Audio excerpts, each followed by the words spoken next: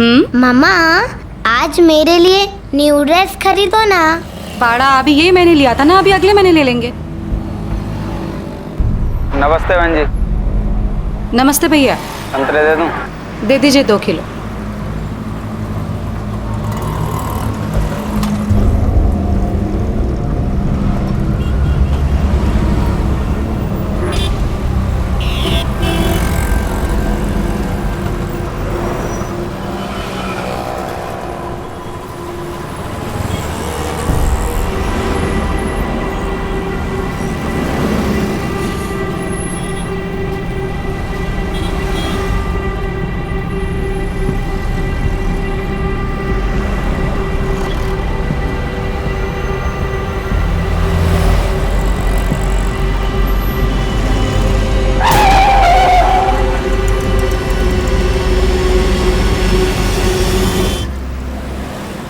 ए अलका, चल उठ।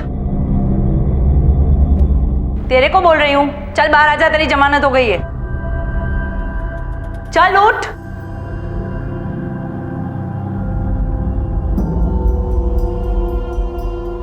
चल चल।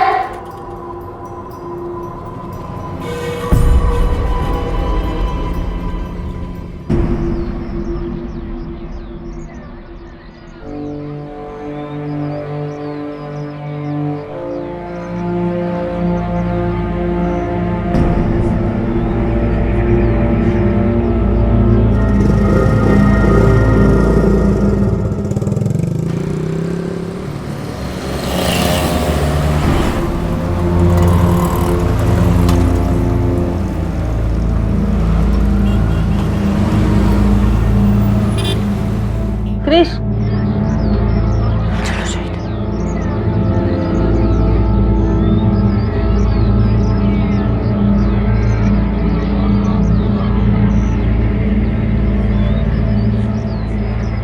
देखो, इतना सब कुछ होने के बाद आराम से घूम रही है उसके साथ।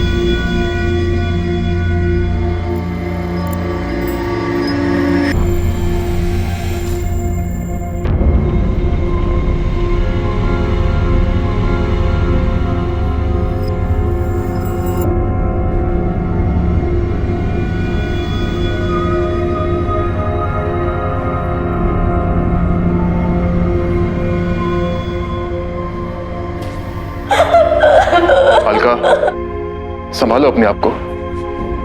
जो हो गया सो हो गया। ये समय है कि हमको अपनी लाइफ दोबारा शुरू करनी चाहिए। मैंने एक वकील से बात की है, उसने कहा है कि वो ये केस खत्म करवा देगा।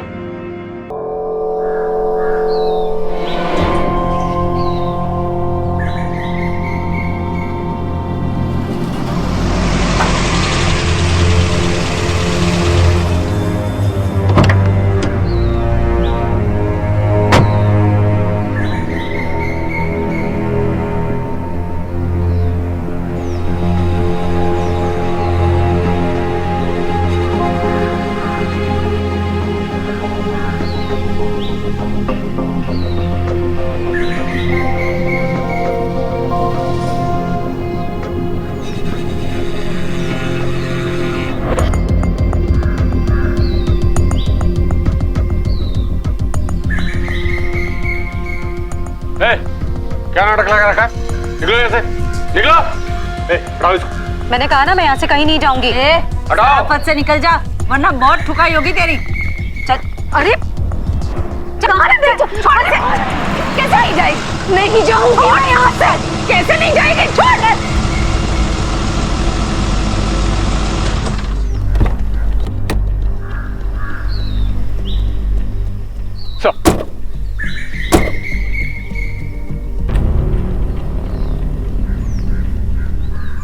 यादव, सर कौन है ये औरत? सर मर्डर का केस चल रहा है इस पर। इससे बचने के लिए फालतू में ड्रामा कर रही है, जबकि इसने सर जानबूझकर अपनी बेटी को एक्सीडेंट में मारा है। इसे मेरे कैबिन में भेज दो, मुझे बात करनी है। Sir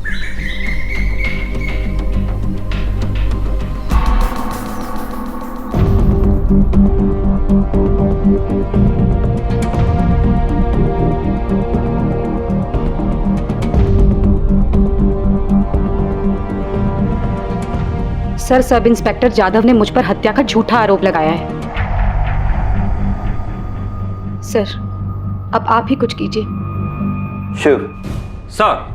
you take charge of this case. मैं जादव से बोल दूंगा, he'll give you all the details. Yes sir. Sir, मेरे हस्बैंड की मौत के बाद मैं और मेरी बेटी अकेले रह गए थे। मम्मा, पापा कभी नहीं आएंगे ना?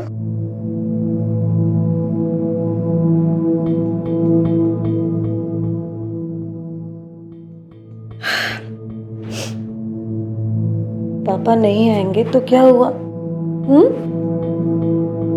मम्मा है ना, वो तुझे रोज स्कूल लेके जाएगी, घुमाने लेके जाएगी, और फिर जल्दी से ना बड़ी होके बड़ी अफसर बनना।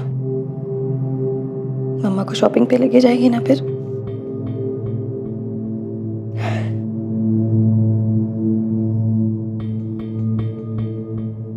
उसके बाद मैंने SKN कंपनी ज्वाइन कर ली ताकि खर्चा चलता रहे, और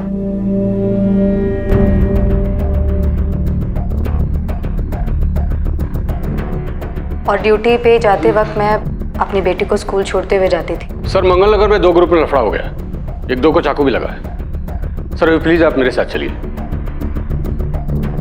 इस औरत की सारी डिटेल राशन देता हूँ आपको। ठीक है। शिंदे जी सर। तुम भी मेरे साथ चलो। ठीक है सर। मैम आप थोड़ी देर यहाँ बैठिए, मैं आकर के आपसे मिलता हूँ। जी। शिंदे माने को बोल दो मैं उनसे चाय कॉफी के लिए पूछे। ठीक है सर। आओ। माने मैडम पूछा, पानी पूछो।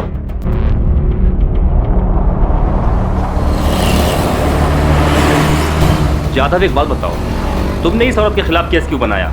सर क्योंकि इन्वेस्टिगेशन में ही मैं कंफर्म हो गया था कि जिस एक्सीडेंट में इसकी बच्ची की मौत हुई है वो इसने कैसे किया है।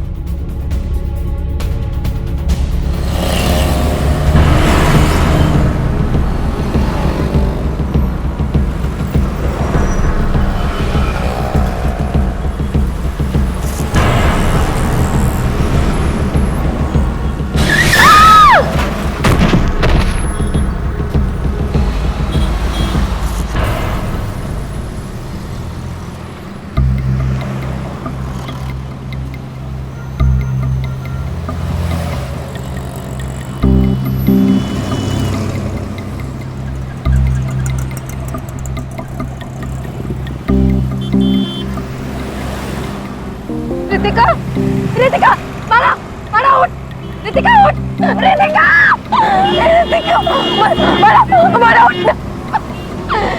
सर सड़क पूरे 30 फीट चौड़ी है और आगे से जो सिग्नल था वहां से बच्ची के स्कूल जाने के लिए अलका को राइट की तरफ मुड़ना था, लेकिन ऐसा करने के बजाय अलका ने अपनी स्कूटी की रफ्तार अचानक तेज करते हुए लेफ्ट की तरफ टर्न किया। सर इसलिए उस पर पहली बार मुझे शक हुआ कि एक्सीडेंट उसने जानबूझकर तो नहीं किया।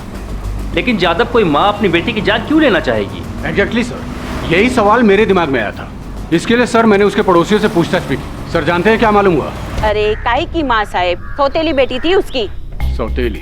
हाँ, विमलेश ने अपनी बीवी के मरने के बाद रितिका को संभालने के लिए अलका से दूसरी शादी की थी साहब। और जब तक विमलेश जिंदा था ना साहब, रितिका को लेकर दोनों में बहुत लड़ाई झगड़ा होता था। क्या बताऊं, परेशान हो गए थे हम तो। साहब, उसकी बेटी रितिका को मैंने खुद ने कार के नीचे आने से बचाया था। बड़ी लापरवाह माँ है साहब, ऐसा लगता है वो खुद अपनी बेटी को मरवाना चाहती है।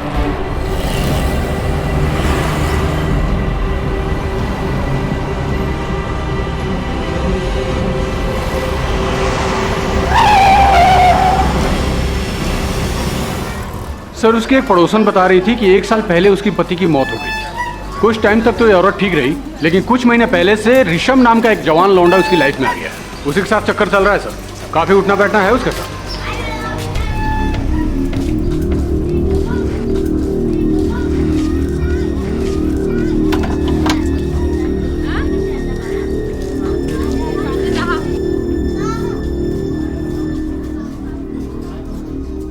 मर्द को मरे अभी साल भर भी पूरा नहीं हुआ है और देखो कैसे गुलछर्रे उड़ा रही है। आस पड़ोस का भी ख्याल नहीं है इसको। सर मेरे को तो पूरा शक है कि अपनी बॉयफ्रेंड की लाइन क्लियर करने के लिए इस लड़की ने ही अपनी सौतेली बेटी को रास्ते से हटाया। आपने पुलिस से यह बात क्यों छुपाई कि रितिका आपकी सगी बेटी नहीं सौतेली बेटी थी?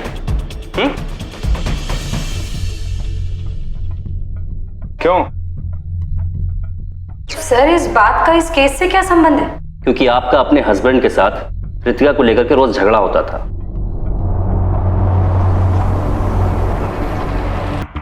जिस वजह से उनकी डेथ हुई।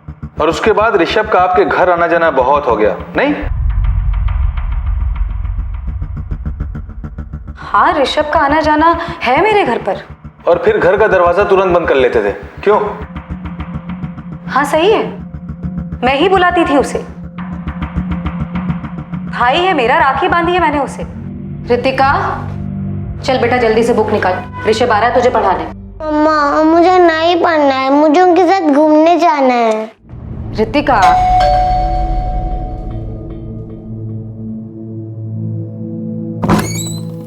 ऋषभ आओ।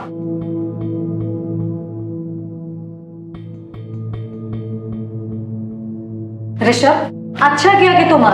देखो रितिका बिल्कुल भी ध्यान नहीं दे रही पढ़ाई में। तुम रितिका की पढ़ाई की चिंता मुझ पर छोड़ दो। तुम मेरी बहन हो, तुमने मुझे राखी बांधी है। रितिका चलो बुक खोलो।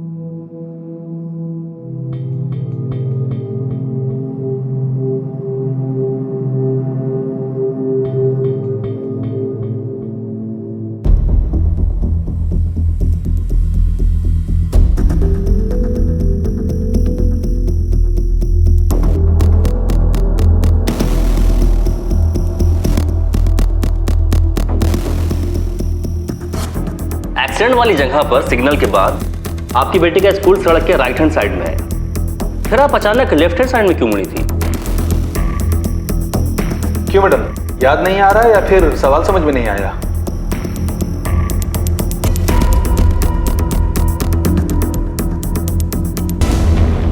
हर दूसरे दिन आकर मैं यही पूछती थी कि उस ठेकेदार प्रदीप सावंत और राज पाटिल के खिलाफ कोई कार्रवाई हुई या नहीं, लेकिन हर बार मुझे यही जवाब मिला सर कि जांच चल रही है। और उसके 1 महीने बाद वो हुआ जो कोई सोच भी नहीं सकता।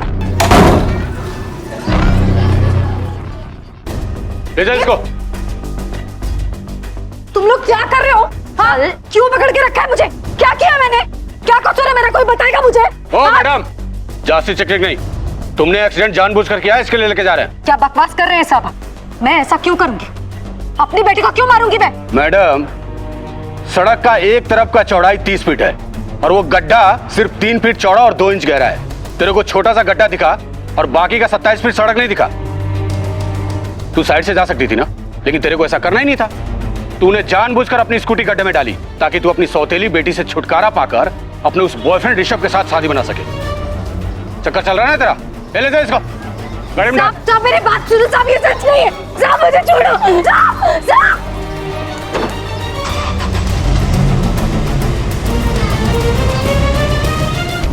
अब मैं केवल इतना कहना चाहूंगी सर कि सड़क के ये गड्ढे रितिका जैसे कई लोगों की मौत का कारण बनते हैं और सड़क बनाने वाले उन ठेकेदारों और इंजीनियर्स को सजा मिलनी ही चाहिए। ठीक है, आप अभी घर जाइए, लेकिन जब तक मेरी जांच पूरी नहीं हो जाती आप यहीं रहिएगा। जी सर।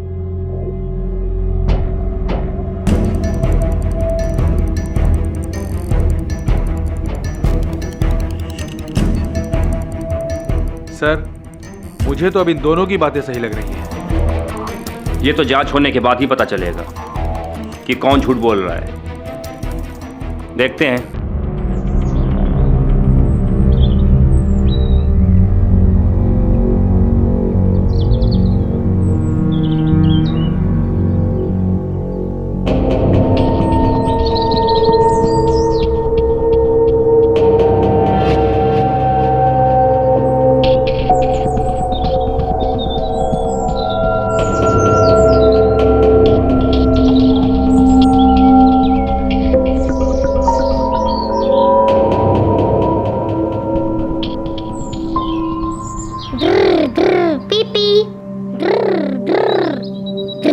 पीपी पीपी पीपी। सीनियर इंस्पेक्टर शिव गायकवाड़ एक बहुत ही मंझे हुए पुलिस ऑफिसर थे। उन्होंने पहले जांच कर रहे सब इंस्पेक्टर जाधव और अलका दोनों से बात की थी और वो अच्छी तरह से जानते थे कि सच और झूठ की पहचान तथ्यों को परखने के बाद होती है। लेकिन कई बार ऐसा भी होता है कि सच उससे बिल्कुल उल्टा होता है जैसा हम सोच रहे होते हैं।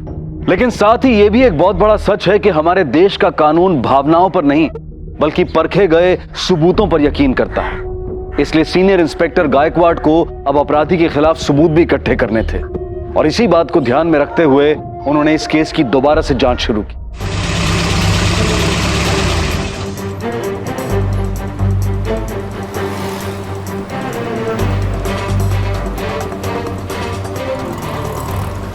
आओ। हाँ साहब, स्कूल जाते समय बच्ची यहाँ से आइसक्रीम खाई थी और वहाँ पर उनका एक्सीडेंट हुआ।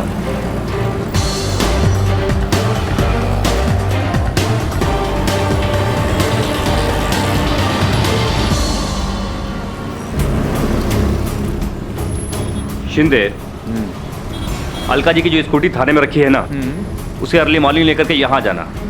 एक्सीडेंट की सच्चाई पता चल जाएगी कल। ठीक है सर, आओ।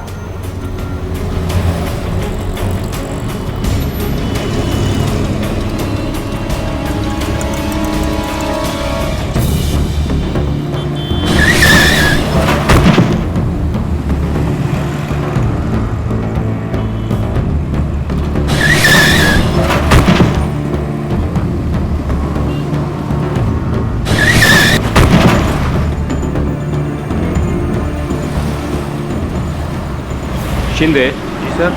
यहाँ से एक जमीन का टुकड़ा खोदकर लैब भेज देना ताकि पता तो चले कि रोड बनाते समय कोई लापरवाही हुई है या नहीं। और हाँ, साथ में एक्सीडेंट के बाद अलका का मेडिकल टेस्ट कराने वाले उस कांस्टेबल से भी पूछताछ करो।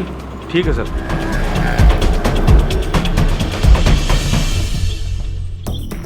साहब, उस औरत को चोट तो बहुत लगी थी।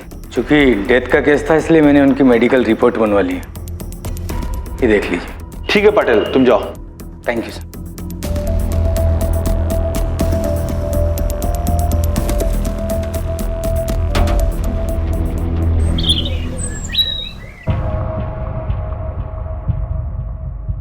सर, जाधव की जांच में बहुत गड़बड़ी है। ये देखिए सर, जिस समय एक्सीडेंट हुआ था वो करीब दिन के 11 बजे का समय था। क्योंकि उस समय सड़क पर भीड़ बहुत ज्यादा रहती है, इसलिए किसी के लिए भी 40 की स्पीड से ज्यादा गाड़ी चला पाना संभव नहीं है। जबकि जाधव ने रिपोर्ट में लिखा है कि अलका जी 60 की स्पीड से गाड़ी चला रही थी। अगर अलका ने जानबूझकर ये एक्सीडेंट किया होता तो उसे वैसी चोटें नहीं लगती जैसे कि अचानक गिरने से लगती।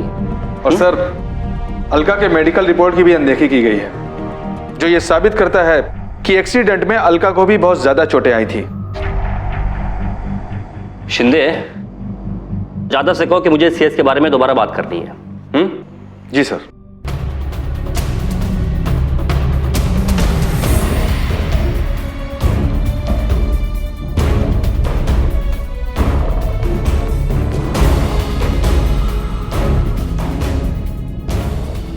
जाधव, ये जहर है, पीजिए इसे। लेकिन सर, मुझे पता है कि इसको पीने से तुम मर सकते हो। नाउ इट्स एन ऑर्डर, पियो इसे।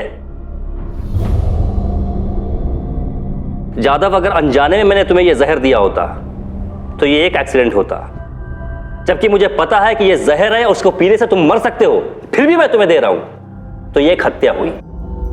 खराब सड़क बनाने वाले ठेकेदार को भी पता होता है किसकी वजह से किसी की मौत हो सकती है। इसलिए रितिका का मामला एक्सीडेंट नहीं, जानबूझकर की गई हत्या है। और तुमने तो बिना जांच की तह तक जाए हुए एक मां को हत्यारा बना दिया। जाधव, तुम्हारी इस लापरवाही से हम सब शर्मिंदा हैं और तुम्हें भी इसका खामियाजा भुगतना पड़ेगा। ठेकेदार प्रदीप सावंत को थाने में बुलाओ और उसे कहो कि पूरी फाइल लेकर के आए। सर।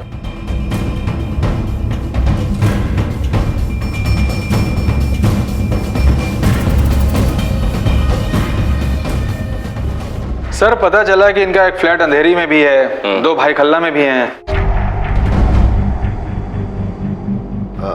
हाँ साहब, बात तो बराबर है, कौन से ग्रेड के ठेकेदार हैं ये? बी ग्रेड के। आप 3 साल से बी ग्रेड के ठेकेदार हैं और सरकारी ठेके में आपको इतनी जल्दी इतना मुनाफा हो गया? सड़क बनाते समय आपने जो मटेरियल यूज किया है उसके बिल और सरकारी इंजीनियर से उसके अप्रूवल के पेपर सब इसमें है ना? हाँ साहब, सब इसमें है। लेकिन साहब आप बोलो ना, करने का क्या है? आप जो बोलेंगे मैं वही करूंगा। अब जो करना है पुलिस करेगी। और हाँ, मुझसे पूछे बगैर शहर के बाहर मत जाइएगा। साहब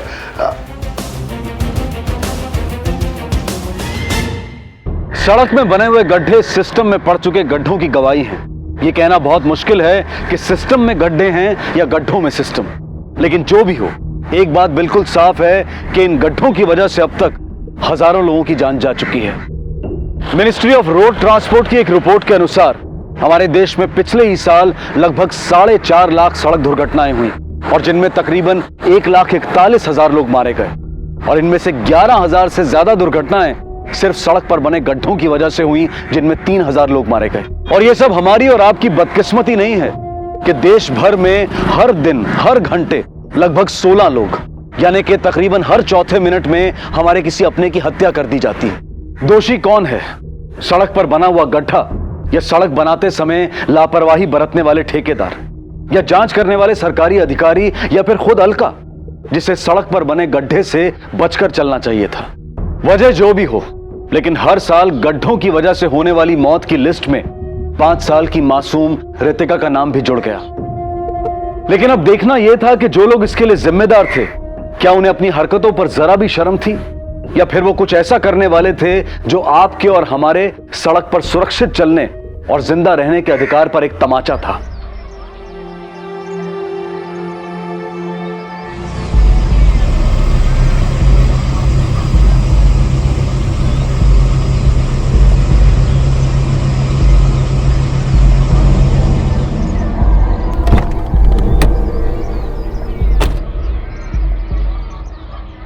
मैडम,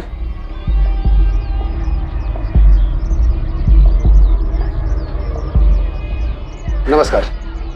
मैं ठेकेदार प्रदीप सावंत। बोलो। मैडम, मैं तुम्हारी बेटी को वापस तो नहीं ला सकता, बस तुम कुछ ले दे के मामला सेटल कर दो। तुम मेरी बेटी की मौत का सेटलमेंट करना चाहते हो ना? कितने पैसे दोगे? ऐसे मैडम मेरा तो कुछ बनता नहीं है, फिर भी मैं 2 लाख रुपए ले आया हूं। ठीक है।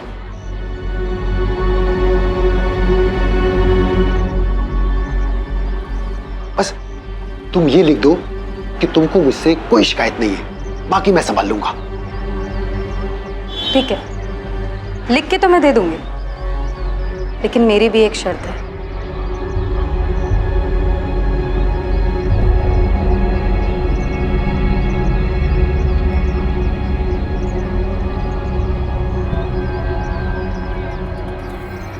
$2.5 लाख तो हो जाएंगे ना?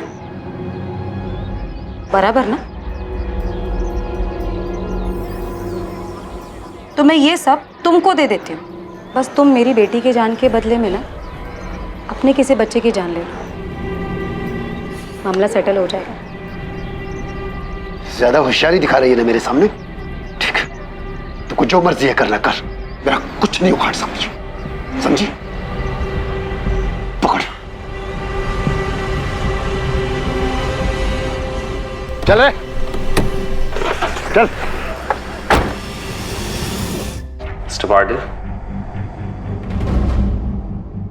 आपके रिपोर्ट के हिसाब से इस केस में जिस गड्ढे की बात हो रही है वो सड़क पर किसी भारी चीज के गिरने की वजह से ही बने हैं ना? हा? जी, मैंने खुद फाइल चेक की थी। एक सवाल है पाटिल साहब से, क्या बारिश का पानी इतना भारी होता है कि सड़क पर गिरती ही सड़क गड्ढों से भर जाती है? चलिए मानिए आपकी बात कि वो गड्ढा जिसकी वजह से एक बच्ची की मौत हुई सड़क पर किसी भारी चीज की गिरने की वजह से बनी है, लेकिन उसी सड़क पर और भी बहुत सारे गड्ढे हैं और वो भी आपकी ही सुपरविजन में बने हैं ना? उनके बारे में आप क्या कहेंगे? पाटिल साहब, मुझे इस सड़क की पूरी रिपोर्ट चाहिए। आप कैसी रिपोर्ट की बात कर रहे हैं? शिंदे, तो ठीक है इंजीनियर साहब, मैं एक काम करता हूं, मैं ये सारी फाइलें ले जाता हूं, इसकी जांच करता हूं, जो जरूरी नहीं होगी उसे वापस कर दूंगा, ठीक है? नहीं नहीं नहीं, नहीं।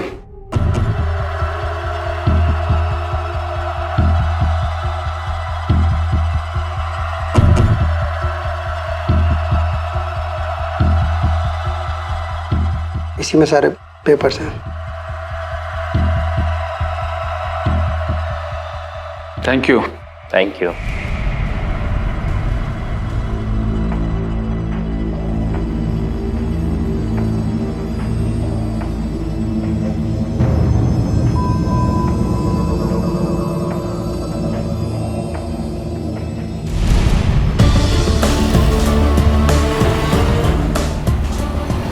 शिंदे।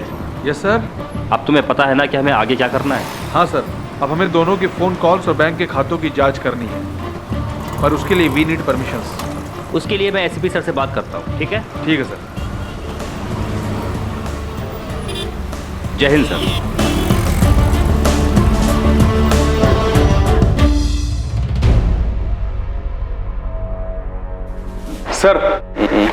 सर सड़क का जो टुकड़ा हमने सैंपल के लिए लैब भेजा था उसकी रिपोर्ट आ गई है। इसके अनुसार ना तो सही मटेरियल का इस्तेमाल किया गया है और ना ही सही टेक्निक का। और उनके फोन कॉल्स और बैंक रिपोर्ट? सर उसकी जांच भी मैंने कर ली है। अगर ठेकेदार और इंजीनियर को सजा दिलवाना है तो ये सबूत अभी भी काफी नहीं है, और अगर इन सबूतों को लेकर के हम केस फाइल करते हैं तो उसे साबित करने में बहुत समय लग जाएगा। जैन सर। पर सर ऐसा कैसे सकता है? सर मैंने पूरी जांच कर ली है, सभी के खिलाफ हमारे पास सारे सबूत हैं। ओके सर, जैसा आप चाहेंगे वैसा ही होगा। ठेकेदार प्रदीप सावंत और इंजीनियर राज पाटिल की सारी फाइलें लेकर के आओ। Okay sir.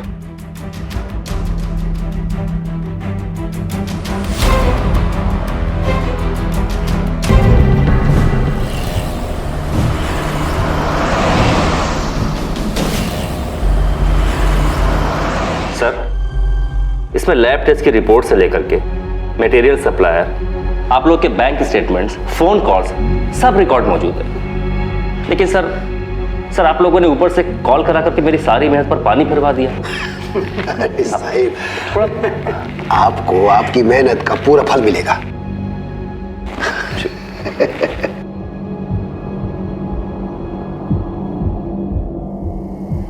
ये लीजिए, बाकी मामला रफा दफा होने के बाद।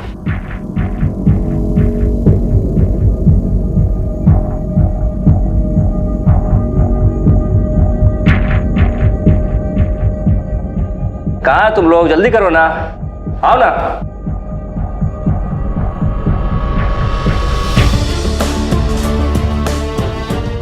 आ गए साहब। एंटी करप्शन डिपार्टमेंट से हैं सर। इधर।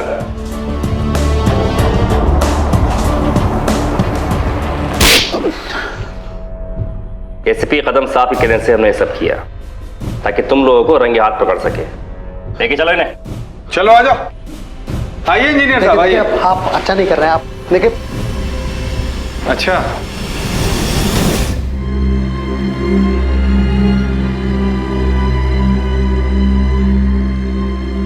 मम्मा पापा कभी नहीं आएंगे ना? पापा नहीं आएंगे तो क्या हुआ? मम्मा है ना, वो तुझे रोज स्कूल लेके जाएगी, घुमाने लेके जाएगी, और फिर जल्दी से ना बड़ी होके बड़ी अफसर बनना। मम्मा को शॉपिंग पे लेके जाएगी ना फिर।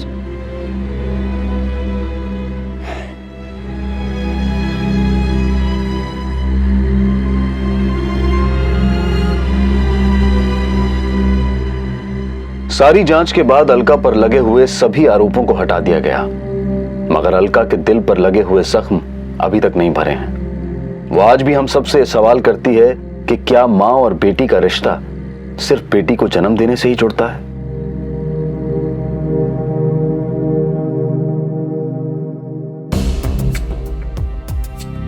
इस मामले में पुलिस ने सब इंस्पेक्टर गजानन जाधव को जांच में लापरवाही का दोषी पाते हुए उस पर विभागीय कार्रवाई की है। ठेकेदार और इंजीनियर दोनों के खिलाफ भ्रष्टाचार, रिश्वतखोरी और लापरवाही के कारण हुई हत्या का मामला दर्ज किया गया और न्यायालय ने उन्हें 10 दिनों तक पुलिस हिरासत में रखकर पूछताछ करने का आदेश दिया।